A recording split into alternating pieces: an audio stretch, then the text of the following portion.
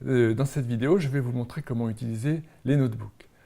Donc, par contraste avec ce qu'on a fait dans la vidéo précédente, les notebooks que j'utilise ici sont hébergés dans la plateforme. Donc, vous n'avez rien installé pour les utiliser, alors que la dernière fois, on avait utilisé Idle, Python, des choses que vous aviez au préalable installées sur votre machine.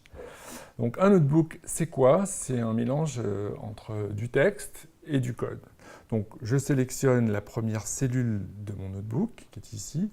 Avec majuscule entrée, je descends dans le document de cellule en cellule. Donc, tant que je suis sur des zones de texte, ça n'a pas beaucoup d'intérêt ni d'importance.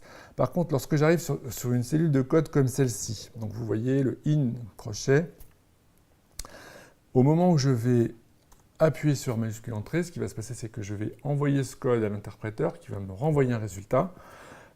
On va écrire dans le notebook un 1 entre les crochets pour dire que c'est la première cellule qui a été évaluée. Et donc, de cette façon, je peux lire le document du début à la fin en évaluant le code au fur et à mesure. Je peux aussi le modifier. Donc, par exemple, au lieu de calculer racine de 3, je peux avoir envie de calculer racine de 25. Je modifie la cellule, je la réévalue avec Shift Entrée, je repasse le résultat à l'interpréteur qui va me donner le résultat. Donc ça vous donne un document qui est complètement malléable. Vous pouvez le modifier au fur et à mesure. Avec le numéro qui est entre crochets, vous pouvez suivre également dans quel ordre vous avez évalué les cellules, parce que vous n'êtes pas totalement obligé du coup de les évaluer dans l'ordre. Bien entendu, c'est conseillé, mais au bout d'un moment, on finit par plus très bien savoir où on en est. Donc voilà, si je descends, je vais tomber sur la partie qui m'explique comment réinitialiser l'interpréteur. Donc de la même façon qu'on l'a fait avec Idle, on peut avoir envie de remettre l'interpréteur à zéro parce qu'on a fait vraiment trop de modifications. Donc dans ce cas-là, ce que vous pouvez faire, c'est un kernel restart, ou encore mieux, un kernel restart and clear output. Donc ça veut dire je vais redémarrer mon noyau et je vais remettre à zéro tous les affichages qui correspondent à peu près à ce qu'on veut. Alors, l'autre point important, c'est que vous travaillez sur une copie, c'est-à-dire qu'au moment où vous rentrez la première fois dans ce notebook, on va vous copier la version du cours. Et toutes les modifications que vous faites, elles sont à vous, bien entendu, donc vous pouvez les sauver. Je vous conseille de les sauver régulièrement. Ils sont sauvés de toutes les façons automatiquement pour vous.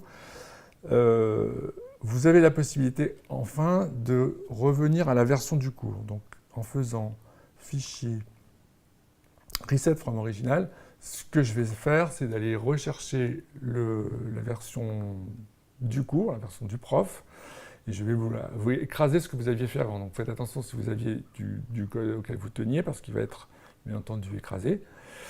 L'autre point que je voulais vous montrer, c'était que vous aviez la possibilité aussi de télécharger le contenu du notebook au format Python, en faisant tout simplement download as Python.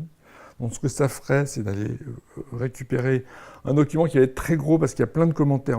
Tous les textes sont insérés sous forme de commentaires et il ne restera au format Python que, bien entendu, les cellules qui sont dans des cellules de code.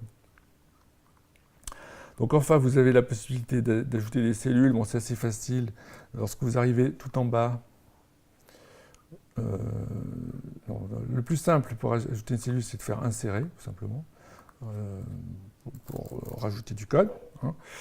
Et sur cette base-là, vous avez à peu près tous les outils qui vous permettent de... Donc je voulais vous montrer autre chose, c'est que vous pouvez également partager une photocopie instantanée de votre notebook. C'est-à-dire, vous prenez le contenu du notebook, vous en faites une page HTML que vous pouvez exposer aux autres étudiants dans le forum. Pardon.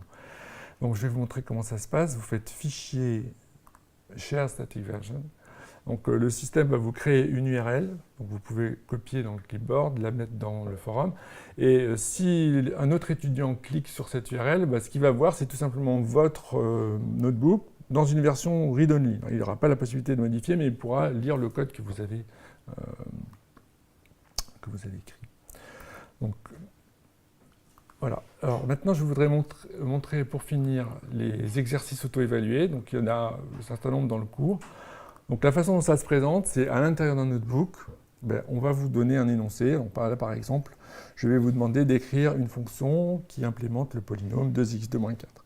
Donc La façon que vous avez de l'utiliser, c'est toujours de faire Shift Entrée pour évaluer toutes les cellules de code. Donc celle-ci en particulier, la première est très importante parce qu'elle charge le contenu d'exercice.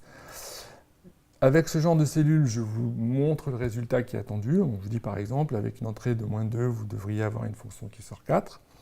Et là, quand vous entrez, vous avez une zone dans laquelle vous êtes invité à rentrer votre code. Donc je vais faire je vais même faire une fonction qui est exprès fausse. Je vais oublier de mettre le return, donc return -4. J'évalue ma cellule, ce qui a l'effet de définir une fonction. Et maintenant, avec la cellule qui est correction, je vais obtenir un retour qui me dit, eh bien, pour toutes les entrées qui sont prévues pour l'exercice, la valeur attendue, la valeur que vous avez, vous, obtenue avec votre fonction, en l'occurrence, puisque j'ai oublié le return, ça n'est pas correct. Donc je peux retourner dans la cellule de code. J'évalue une nouvelle version de ma fonction. Et maintenant, lorsque je demande la correction, cette fois-ci, vous pouvez vous constater que cette fois-ci, c'est bon. Donc voilà le mécanisme général pour les exercices auto-évalués. Et voilà qui conclut la vidéo sur l'utilisation des notebooks. À bientôt.